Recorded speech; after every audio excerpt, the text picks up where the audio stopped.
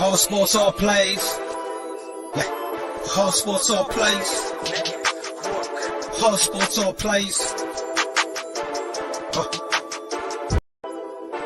Whole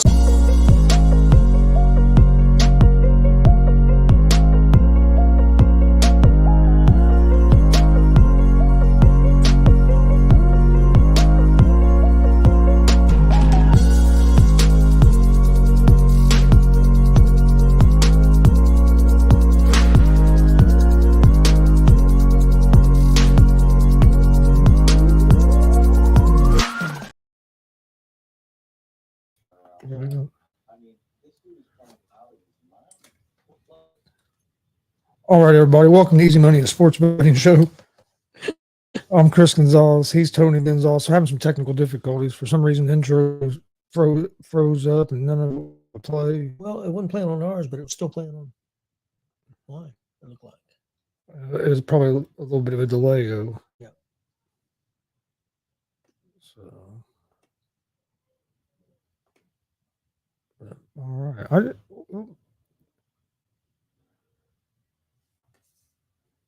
Hey, how's it going, Glenn? Big Glenn.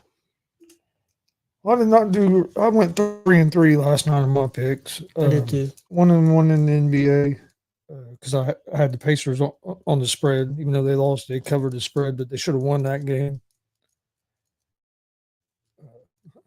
A bit before we were on, but I usually don't complain about refs much or say the refs cost the team a game, but I did feel after that game that the change the outcome of that game. There was at least 3, in my opinion, bad calls there in the last minute of that game. The kickball, it wasn't a kickball, killed us because you can't challenge whether it was, you can't challenge that, which makes no sense. Why can't you challenge whether it was a kickball or not? But it was at that point, it's a tie game with like 30, 40 seconds left. Pacers getting ready to go on a fast break. 3-on-2, 3-on-1 break. Probably going to get at least 2 there, take the lead, and that changes everything. Instead, you call a kickball, then whatever his name is, DeFicenzo or however you pronounce it, hits a 3. Now Pacers are down 3. Then DeFicenzo took. I think it might have been Nimhart or Neesmith. He set a screen basically with his arms out. I mean, it was should have been an offensive foul, illegal screen. Yeah. They don't call that, but then you call a cheap one on Turner. Yeah, that was horrible. Pacers again had a chance to get down one, a chance to win the game. It was what 12, 13 seconds left. But yeah, I thought the refs really were terrible at the end, and I think that hurt the Pacers a lot. But now the Pacers have to bounce back tomorrow and play, but it has to be more aggressive. You can't only take 6 shots in a game. He's supposed to be our guy, our star, and I understand he's great at pass, and his assists are great, but he has to be a little more aggressive shooting. He has to take more than 6 shots a game. I know the defense. They're keying on him and making it tough, but they have to find a way to get him more shots. I agree, 100%. Yeah, the referees. I was keeping track of the game. I was watching Monday Night Raw, but pretty cool. McAfee was going off pretty good. Well, listen to most people talk about it today. Almost everybody feels the same about it. Yeah, that don't happen too often. But yeah, that was a game that I kind of felt slipped out of the Pacers' hands and would have been a big win to get that first game of that series, especially with Halliburton only having 6 points and only taking 6 shots. You get able to get a win, but in a way, Pacers have to come. It sucks to lose, but it has to come out feeling kind of good because you should have won that game, and your star didn't have his best game. So they're going to have to start doubling Brunson, I think, a little earlier. But I mean, yeah, if he gets his and you can take care of everybody else too, to a point. I mean, if you look at it, their defense played good enough to win that game. But I'm getting on the refs. But the Pacers did have 2 turnovers there in the last 2-3 minutes. I think last 2.5 minutes of that game, they had a couple turnovers that hurt them because they were up by, or in the last 4 minutes, there's about 5 minutes left. They were up by 5, and they turned the ball over twice. And the Knicks went on like a 7-0 run or something. 9-0 run, and it took a 4-point lead. But then Pacers were able to tie it back up. But them couple turnovers there hurt them. Yeah, I agree. He got outscored in the fourth quarter, 9 points. I mean, yeah, but a few of them might not happen if the calls were where they probably wouldn't. That was a 5-point swing. Yeah, that's true. Then I had Nuggets against the Wolves. That didn't turn out real well at all. The Timberwolves were impressive last night. Not having defensive player of the year, probably Gobert, and their defense was just smothering all night. Denver couldn't get anything going. Hell, it was like midway through the third quarter. I don't even think they barely had 40 points. I mean, they scored 80. So yeah, they were. But yeah, that defense was real impressive, and they had the Nuggets all frustrated. I mean, hell, Jamal Murray throwing things on the court. Did you see the coach go out? I don't know how he didn't get a technical. Yeah. He didn't get a technical foul for that. Yeah, I know. I heard about it. Middle of the court, nose to nose with the referee going crazy. I thought for sure he's going to get a technical. I think Stevie thought he was going to get thrown out. Yeah. I kind of thought that in a way, but like at least a technical. They didn't give him nothing. And Murray, during the game, I don't think he didn't get nothing either for throwing through a heating pad or whatever onto the court. But if you watch, the Nuggets were just, I mean, they were whining and crying the whole night. I think Minnesota, what we'd say in wrestling, mentally broke them. I think they did. Yeah, Denver was mentally broke. They were, I mean, you could tell the body language. It was all they were worried about was whining and crying to the referees about fouls and stuff. And Minnesota took them out of their game. I had Denver winning this series. I'm not going to say the series is over, but Denver stuck themselves a big hole losing both games at home. But they need to win this next. They got to win game 3, and try to get some momentum going. If they can win game 3, then I mean you're basically right back in it. But yeah, they lose game 3, they're in trouble. I agree. Yeah, they got to win game 3 or it's over. In hockey, man, I think what happened, what we thought was Florida, all that time off, they got killed 5-1. That can make a difference. We'll see if they can rebound. That Bruins goalie is playing out his mind right now. But yeah, it seemed like maybe that time off for the Panthers hurt them because they were looking real good in that first round of the playoffs and couldn't get nothing going. What was it, 5-1, 6-1? 5 or 6, yeah, I can't remember. I thought it was 5. I think it might have been 5. And then in baseball, I went 2-1. 2-2. I had the Twins at the +1.5. They won the game. Mets beat the Cardinals. I had the Mets. The game I lost was the Brewers. I had the Brewers beating the Royals, and the Royals beat the Brewers. So that put me at 3-3 because I had the hockey wrong. I had the Panthers in that one. So. I'll take it back. I went 3-2 in baseball. I won 3. I had 5 in baseball, 1 in the NHL, which I lost NHL. Yeah, the Dodgers right. I got Texas right and Philadelphia right, but lost the Cubs and lost St. Louis.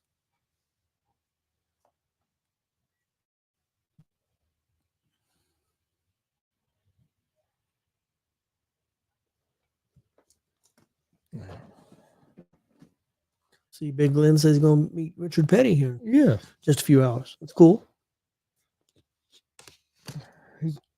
He always has something going. Oh, he's the next couple of weeks. He's busier than heck.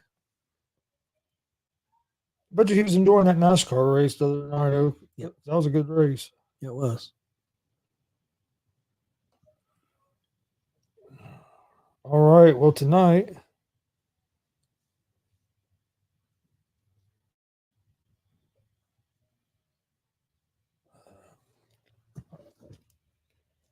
if I get it to pull up,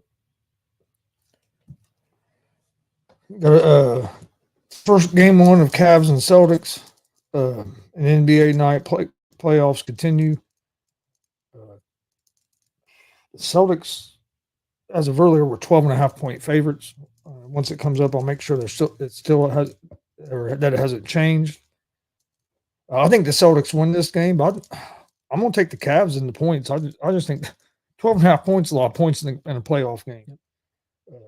I think Celtics win this series, but 12.5 points is a lot of points.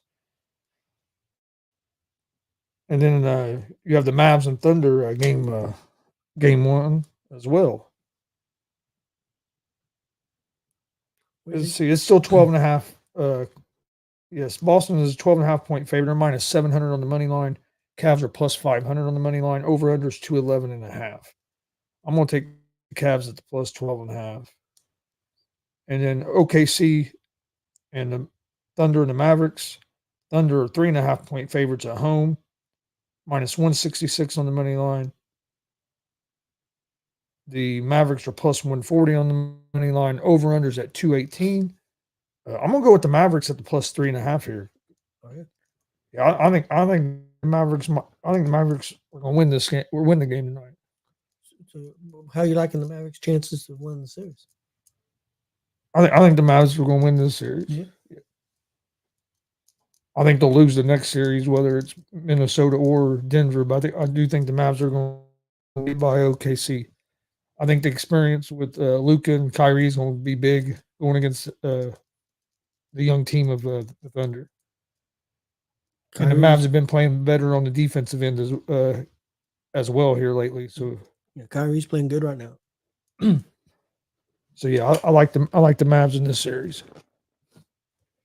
Hockey, Hurricanes and Rangers, game 2. Rangers are up 1-0. I'm going to take the Rangers at home, even though they're an underdog at home. Kind of surprised me that they're an underdog at home, especially up 1-0. But I'm going to take the Rangers, and then I'm going to take the Stars in the game 1 against the Avalanche. I think the Stars just finishing their series, not having no rest, is going to be an advantage, kind of like we saw last night. Yeah, that's true. Well, the Carolina and the Rangers both had rest. I don't think it affected the Rangers as much because I think the other team had rest too. Yeah. But yeah, I agree with you. I went with the Rangers and I went with Dallas. And Dallas, I mean, they played a good series to get by Vegas. So I'm gonna root for Dallas. They're playing well. So they put out my Vegas team, so I'm gonna root for Dallas.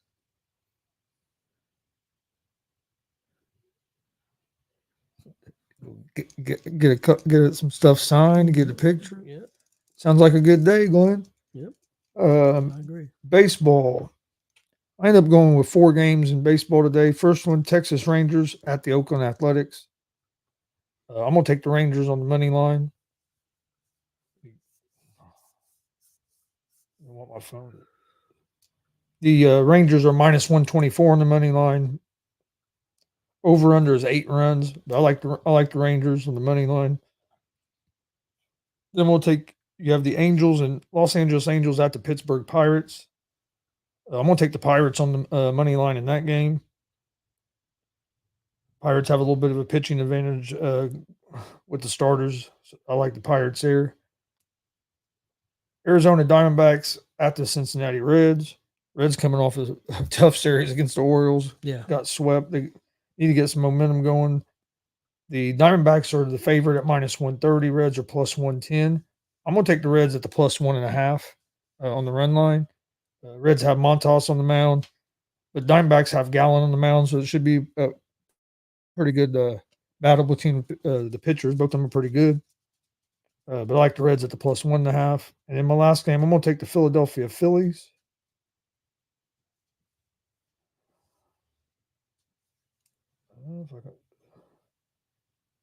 find the game here. I want to make sure nothing's changed. There it is. I'm going to take the Philadelphia Phillies on the money line at home against the Toronto Blue Jays. They're minus 112 on the money line. Blue Jays are minus 104 on the money line, so this game's almost a pick 'em.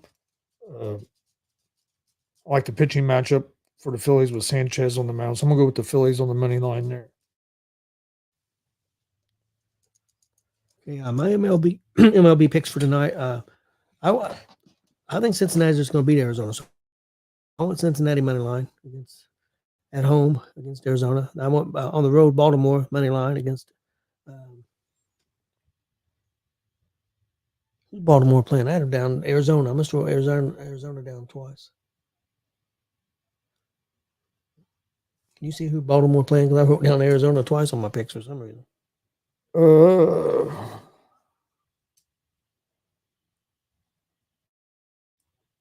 Baltimore plays the Nationals. Okay. Yeah, I went with Baltimore at Washington. Baltimore money line. I went with the Yankees money line at home against Houston, and I went with Atlanta at home money line against Boston. All right. Well, did you have anything else for today? Just wanted to tell people, hey, if Monday Night Raw last night, man, there was a killer match on there, Dragunov and Ricochet. If you haven't seen it, search that out. Also, another match in the main event was Sheamus and Gunther.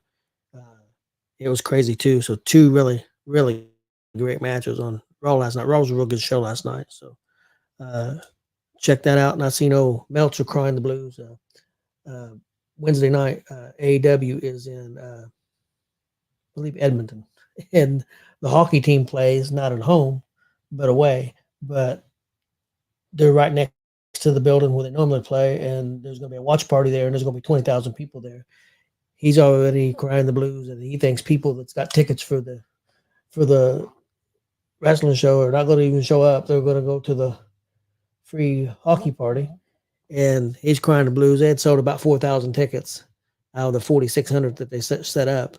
And now he's worried that there's not going to be much of a crowd and the traffic is going to be horrible and people's not going to come. So he's already making excuses for AEW. He was online for Wednesday night because that's a all Canadian. That's Canucks and yeah. But if it was WWE, that all them people would be trying to say that WWE can't even draw over something free or a free hockey thing where the team ain't even there. Well, they was know what I mean? They be trying to make hammering WWE. They try to make WWE look bad, and maybe they have a point. Maybe they don't. I don't know. But I know WWE this weekend, a couple of the King of the Ring matches are going to be on house shows, and they announced that, but they didn't announce which house shows. And they said, well, that's dumb. Why didn't they announce the house shows? You could sell more tickets possibly if you announced the house shows and they were coming down on them. And if it was AEW did that, everybody would be yelling and screaming and all this stuff. Glenn said Meltzer's a dumbass. He is a dumbass. I agree with that. But I think it's a smart move to put some matches on the house show. I mean, you got a 16-man tournament and a 16-woman tournament. Yeah. But yeah, that was the only thing. I thought Raw was good last night and interesting. All right. If you missed GWR last night, go check it out. Please hit that subscribe button on YouTube at Gonzo Sports Room. Like and follow Facebook, Twitch, Twitter, Instagram, all Gonzo Sports Room as well. We appreciate everybody watching, and we'll see you guys tomorrow. Let's see if this works.